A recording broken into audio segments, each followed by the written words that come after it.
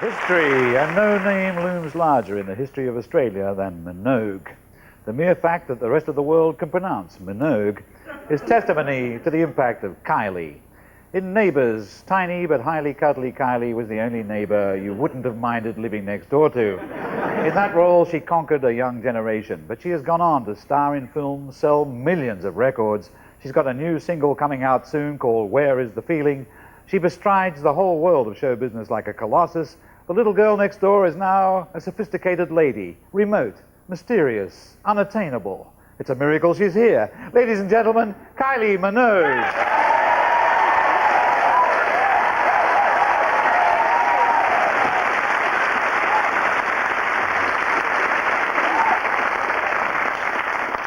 You're looking sunset. You've changed your hair since I saw you last. I have. Gone red. Blondes don't have more fun, you know. No, they don't, huh? No. Redheads have more fun. Redheads have some fun. You think I should try it? No, because your look is so finely tuned already. So you lead and let the others follow. That's the way. The wind has been taken out of my sails. As it was indeed by Space Patrol Orion. Hey, it was pretty good, wasn't it? It was fabulous. They got a lot of spare time on the Orion to practice their choreography. Have you noticed? I do. Did you like the dancing? I did. I could probably incorporate some of that into my show. Like could I practice? Yeah. There was one that I particularly... You want me to be in this? Please. All you have to do is mirror my image. Okay, yeah, I'm ready. You'll recognize this from the thing. Okay. They go up, down, grab my knees, down, grab my knees. Now we swivel, round.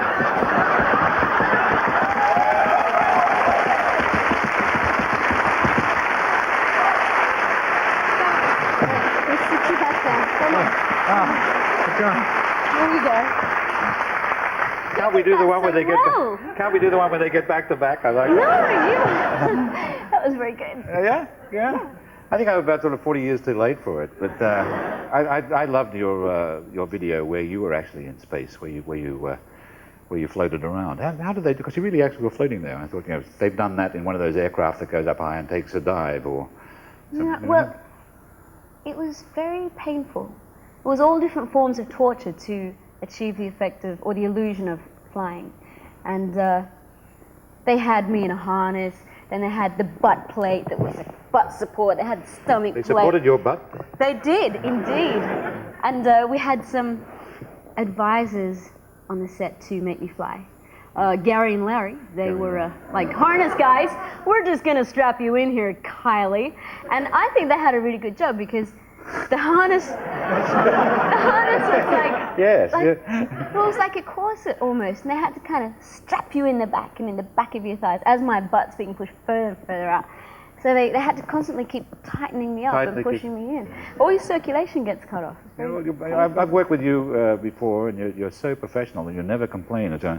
But actually strapping someone very, very, very tightly to a harness and hanging them up for hours used to be against the law. You know? Maybe Gary and Larry are used to that kind of thing.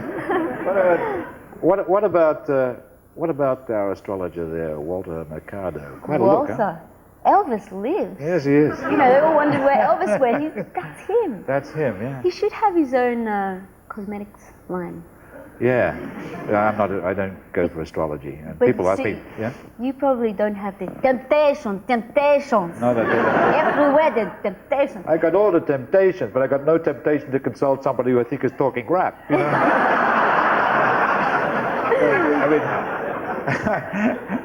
But he kind of draws you in, doesn't he? He does. But I just don't get it, you see, because there are only 12 signs of the zodiac. That means that I've got something in common with a 12th of the world's entire population.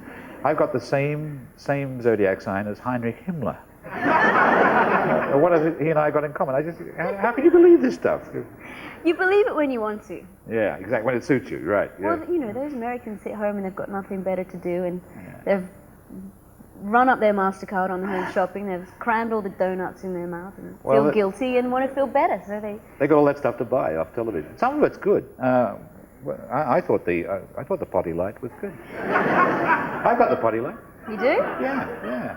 You could have a seance or something around it. Yeah. I sort of sent a visit it alone, actually, and once you get used to the idea of sitting in the green phosphorescent glow of this sort of rotting asparagus, well, it works. It saves a lot of accidents. You could meditate there. Yeah, you can. You meditate on how much money it costs you. Yeah. What about the nutrified chicken thing? That reminded me of, or it made me think of it was like a gymnastics move, the way it kind of catapulted and landed there. It was like, representing Great Britain or something. You think we could do that again? Oh. You're like no chicken I've ever seen. I can only tell you. And if I had one of those, I mean, I don't cook very often, but you could cook and entertain all at once. Exactly. Watch the you could have competitions like those. What was it called where you throw the hooks? Yeah, quoits. Yeah. Quoits. And whenever things got dull, you could pick up a chicken and throw it. And if it goes on, you win. Somebody said somewhere that it's because you're an Aussie that the press gives you a hard time sometimes. Why do they always pick on us? They think we're convicts. Yeah. They do like to pick on us, but we're more resilient. We can handle it. Oh yeah, sure. We I never show in public the pain I feel at criticism. I just retire into my bathroom and sit on my potty line. Sit there greenly. Do you think you've lost a bit of your Australian accent as you? Yeah. I definitely have. They torture me for it when I go back home. Yeah, me too. Yeah. They What are you bloody sounding like that for? Jeez. Yeah. So you're turning into a palm. Yeah. But actually, it sort of fades if you stay away from Australia for you. It fades a little bit, doesn't it? Yeah. Can you do the English accents? I like to do that one where they kind of, don't say anything for a while and then it comes out. Oh, that's very good. Lovely. Get the Range Rover, darling. Thank you. Thank you. That is dead on. Rather scary, isn't it? It's the Sloane Ranger accent. The mouth doesn't move at all, so it must all come. It just let it go. Where's it come from? I don't know. It's almost like your lips can't touch each other, Speak like that. Yeah. On the other hand, the teeth never move apart, do they? No. The Australian's just a bit wider. Yeah, the Australians just talk around like that, yeah. You know that the Australian accent apparently got like that because of the intensity of the sunlight. Yeah, because all those convicts, when they went out on the ship, were actually talking like that. You see, we'll be in Australia tomorrow. I expect to have a fairly tough time. And then when they arrived there, they saw the sun. Oh, Jesus Christ! It's so hot and that's fine. Kylie, come back to us as often as possible. Thank you very much, Kylie Minogue.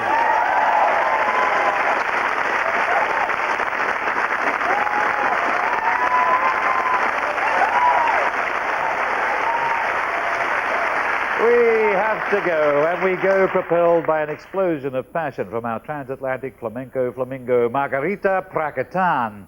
So lash yourself to the volume control as our eager beaver diva with the unconstricted boa sings My Sweet Embraceable You. This is your moment, Margarita Prakatan. I love you. Embrace me, my sweet embraceable you. Embrace me, you irreplaceable you. Yes, one look at you, my heart was beating me. You and you alone bring out the daisy. I love you. The many years I was born, I got my answer. Don't be naughty, baby, go to Mama do. My sweet embrace, what you want.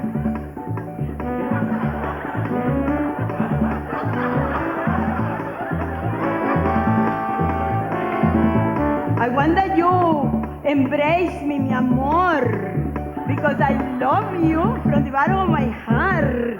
Yeah, hola! The best, the magnificent. We are in London, the best. Where the money is, where the excitement is, and where the more